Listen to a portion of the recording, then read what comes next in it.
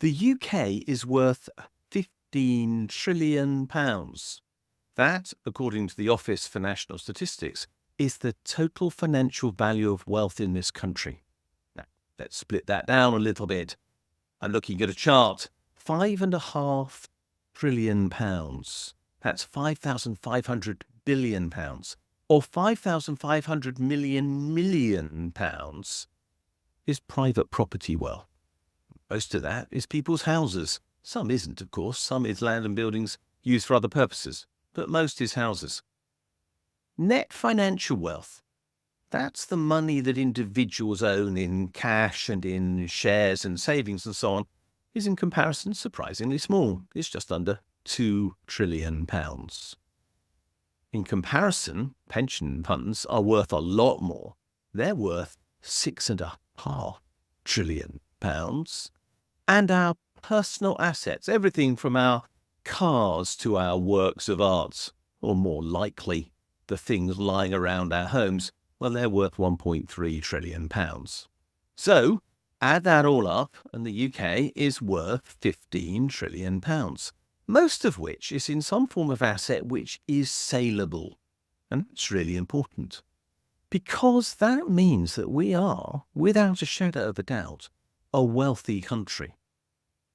That figure of £15 trillion, by the way, estimated in 2020 and now out of date and not updated by the Office for National Statistics since then, so please don't blame me, blame them. That figure is roughly 6 times the UK's national income. Again, that gives you some indication of the scale of the UK's financial wealth. And yet at the same time, all of it is utterly useless if we don't do certain things.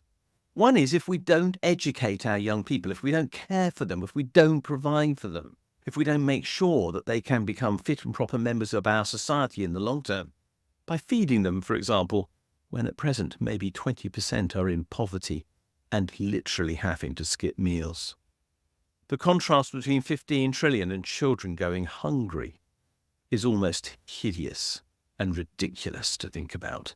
Ridiculous because it should just not be there.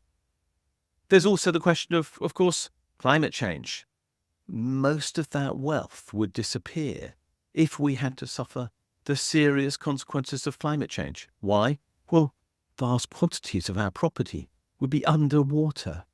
Large amounts of the money held in pension funds will disappear in terms of value because the companies creating that supposed wealth won't be able to do so because they won't be able to get hold of the resources that they need, or there will be flooding or something else preventing their access to markets. So that wealth, which looks to be phenomenal, is entirely conditional on the decisions that are made by politicians to secure our well-being in the long term. The well-being of our young people, their education, their fitness, their health, literally what they eat. The fitness of our planet, its ability to survive climate change.